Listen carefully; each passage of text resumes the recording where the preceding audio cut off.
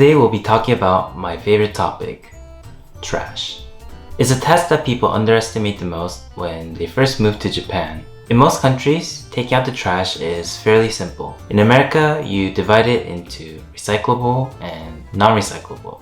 Simple. But in Japan, there's many other categories, and you have to follow a set of procedures if you want your trash to successfully be picked up. It's complicated. But fear not, because after watching this video, you'll become a trash sorting master, something you didn't expect to become when you first moved to Japan. Let's go.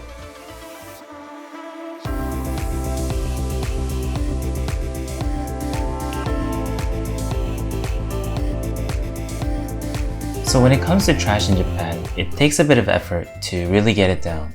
There's like really specific categories, you have to take it out on a specific day, and sometimes you have to wash it if you want them to pick it up. Why should we do all this? Well, you don't want your Japanese neighbors to come knocking on your door and yell at you for taking out the wrong trash on the wrong day, in the wrong bag. Also, it's really good for the environment. Every effort that you put into sorting out your trash is a huge assist to the recycling process. So oftentimes when you move into a new place, they'll give you a piece of paper that tells you how to throw your trash away and on what day. But it's quite complicated. Everything is in Japanese, and although there's a lot of pictures on it, it's too much information at once. And if you threw that piece of paper away without even looking at it, like I did, there's a couple ways to figure it out. They most likely have a copy of it online and in English. If you go to the official website of your ward or city, they should have a trash collection section, and in there should be a PDF on garbage disposal. Sometimes it's at the bottom of a really long PDF, but it's still there. And if you go to where you're supposed to leave your trash, there should be a sign telling you what trash to take out on what day. It's usually in the form of a big metal box or a cage. If you live in a mansion or a housing complex, sometimes they have a storage unit where you can put your trash. And if you live in the city, sometimes it's just a sign in the middle of the street. So there's 5 major categories of trash: burnable, non-burnable, recyclable, hazardous, and large trash.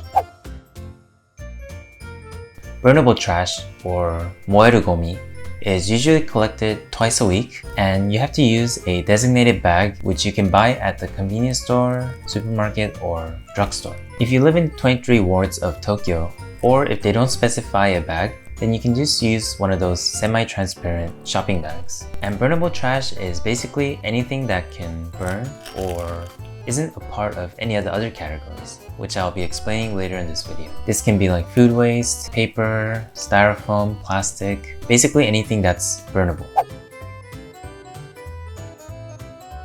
Next is non-burnable waste, or moenai gomi. This one is usually collected once every 2 weeks, and you also have to use a designated bag that says moenai gomi. And again, if you live in the 23 wards of Tokyo, or if they don't specify a bag, then you can use a regular shopping bag to throw it away, as long as it's semi-transparent. And moenai gomi is basically materials that can't be burned away. This includes glass, cups, mirrors, ceramics, metals.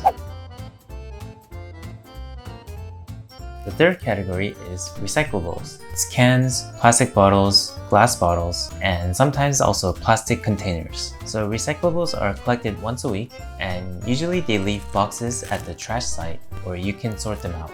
If they don't leave boxes out, then again, you can use a semi-transparent plastic bag to throw each of them separately. So one bag for cans, one bag for bottles, and one bag for plastic bottles. Now before throwing these out, they ask that you rinse the inside and take out the seal. For bottles and cans, if the paper cover is too hard to take out, then they say that you can just leave it as it is. For spray cans, they ask that you empty out the bottle and poke a hole in the side so that it can prevent any potential explosions. And for plastic bottles, there's usually a line where you can tear off the seal easily, and you throw away the seal and the bottle cap with burnable trash. By the way, if you're wondering what's considered a plastic bottle, it usually has this mark on the bottle. And finally, the last form of recyclables, plastic containers. So some areas, they ask that you throw away plastic containers with burnable trash, and in other areas, they ask that you throw it away separately as a recyclable. If you throw it away with burnable trash, you can just throw it away as it is. But if you throw it away separately, they usually collect it twice a month, and they ask that you rinse the inside before throwing it away. So plastic containers usually have the mark